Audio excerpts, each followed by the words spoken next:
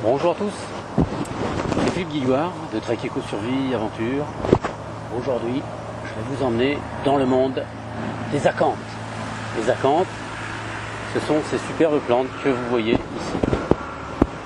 Les acanthes sont des fleurs qui sont vivaces. Alors ici, on est dans un endroit qui est parfait pour elles parce que ce sont des plantes qui ont besoin d'une terre assez profonde et humide.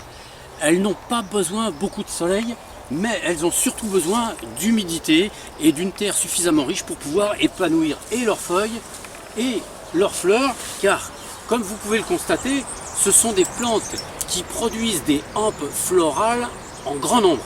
Alors, ce sont des plantes qui poussent par pied. Vous voyez, par exemple, ce pied produit toutes ses feuilles autour, et à partir de ce pied démarrent des hampes florales qui, malheureusement, pour ceux qui aiment les fleurs, ne dureront pas très longtemps. Mais elle nous réserve des surprises. Cette plante, comme je vous l'ai dit, a besoin d'une terre épaisse et en même temps à l'ombre. C'est pour ça que dans la nature, très souvent, on la retrouve à l'ombre de quelques arbres, à l'orée des petits bois, etc. Parce qu'elle forme au niveau des racines des renflements qu'on appelle des rhizomes qui lui servent à emmagasiner une quantité d'énergie très importante pour supporter le soleil.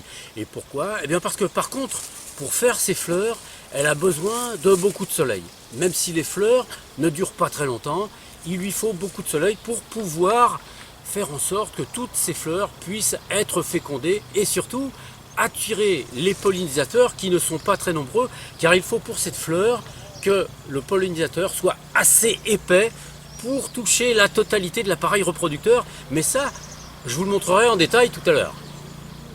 Les acanthes sont souvent utilisées en ornement, pour une raison qui est assez simple d'ailleurs, parce que les feuilles du bas étant très importantes, elles font des couvre-sols qui sont parfaits, et avec le vert intense et brillant qu'elles produisent, c'est quelque chose de très joli qui fait ressortir éventuellement les fleurs qui sont plus au sol. Deuxièmement, lorsque les hampes florales deviennent plus grandes, évidemment, elles ressortent sur un ensemble d'autres plantes qui sont au devant. Ce qui est important de savoir, c'est que par contre, ce sont des plantes qui sont assez invasives, c'est-à-dire qu'elles ont tendance un petit peu à gagner de plus en plus de terrain pour deux raisons. Parce qu'elles forment, comme je vous l'ai dit, des rhizomes qui sont importants, qui, dès que vous les éclatez ou que vous les coupez, produisent de nouvelles pousses. Donc, par les racines, c'est une plante qui va coloniser les terrains qui sont sur les côtés. D'autre part, mais ça on le verra aussi tout à l'heure, lorsque les fleurs ont été fécondées et qu'elles ont produit ces espèces de boules dans lesquelles il y a 2 à 4 graines en général, les graines tombent au sol et évidemment vont se mettre à pousser. Les petits insectes au sol comme les fourmis répartissent un petit peu ces graines et vous avez toujours plus d'acanthes qui poussent, ce qui devient difficile pour les petites plantes ensuite de croître, puisque ces grandes feuilles ont tendance à les étouffer.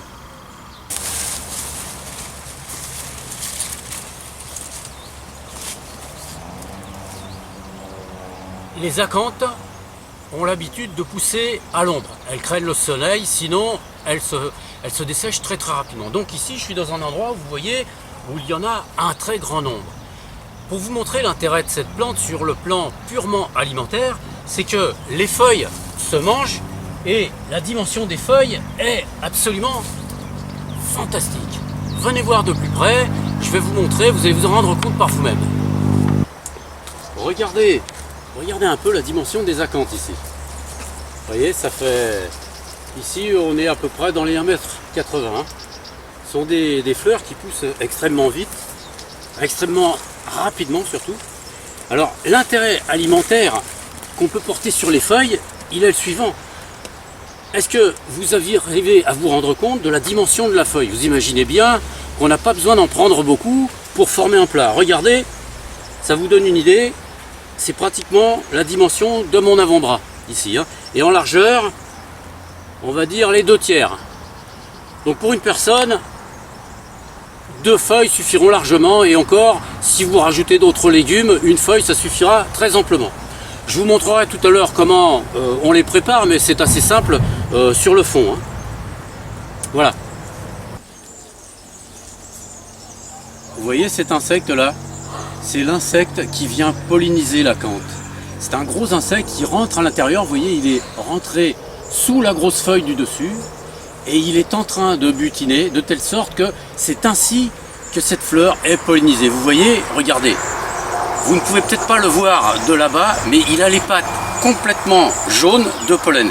Et il est rentré la tête à l'intérieur totalement, et c'est grâce à ça que cette fleur peut se féconder et elle va produire ensuite ces grosses boules vertes qu'on verra, dans lesquelles, je vous l'ai dit, il y a 2 à 4 graines. Comme nous l'avons vu ensemble, l'intérêt alimentaire de cette plante est très grand.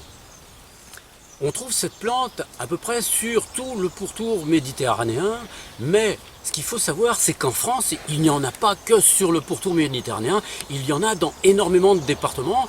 Beaucoup de départements dans l'ouest de la France en sont pourvus, mais des départements de manière éparse dans toute la France en possèdent. Il suffit pour cela, évidemment, d'avoir des yeux un petit peu scrutateurs pour les repérer, parce que ce sont des plantes qui, au départ, même si elles paraissent grandes, ne sont pas forcément apparentes. Elles se confondent assez facilement dans le paysage, et comme elles ne fleurissent pas très longtemps, on ne s'y attache pas forcément. Donc il faut sortir beaucoup dehors pour s'en apercevoir.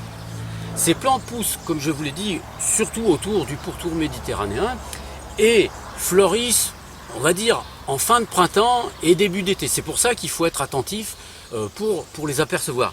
Les feuilles ont tendance à rester vertes au début de leur croissance, et ont plutôt tendance à brunir et à attraper l'oïdium ensuite quand arrive l'été. C'est pour ça que ces feuilles doivent être ramassées au moment où elles sont vertes, et ce qui est pratique surtout, c'est de les ramasser, de les faire sécher en les coupant en petits morceaux et de les garder dans un bocal pour pouvoir les utiliser éventuellement beaucoup plus tard.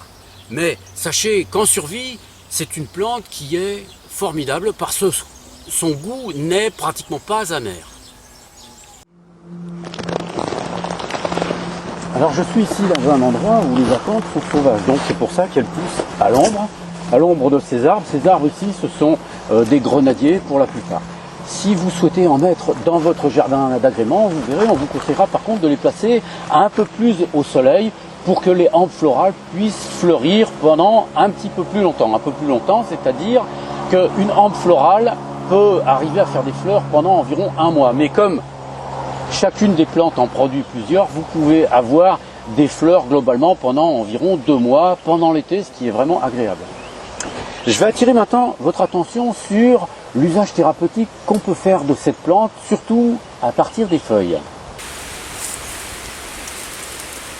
L'usage thérapeutique de l'acanthe est relativement simple. On utilise les feuilles en tisane d'abord, car c'est un émollient, c'est-à-dire que c'est un adoucissant. On peut l'utiliser contre la toux, donc ça va aider à ce que cette toux soit moins douloureuse. On peut l'utiliser aussi contre l'ulcération de l'estomac, car ça va permettre d'adoucir, de diminuer les douleurs dues à cette inflammation de la paroi intérieure de l'estomac.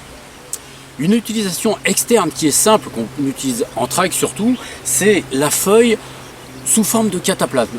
On prend la feuille, on l'aplatit suffisamment fortement pour pouvoir la poser directement sur les endroits où on a une blessure, où on a des coups, où on a quelques douleurs. Cette feuille, ou ces feuilles, vous la placez tout autour, une fois qu'elle a été bien pilée, et vous mettez un linge par-dessus et vous la gardez dessus. La propriété particulière de la plante, c'est d'être non seulement émolliente, mais d'être vulnéraire, c'est-à-dire qu'elle va aider à la cicatrisation. Et cette cicatrisation est vraiment assez étonnante à observer, car la plante est très active. En plus de ça, on peut dire que ce sont 2 utilisations qui sont très simples, accessibles à tous.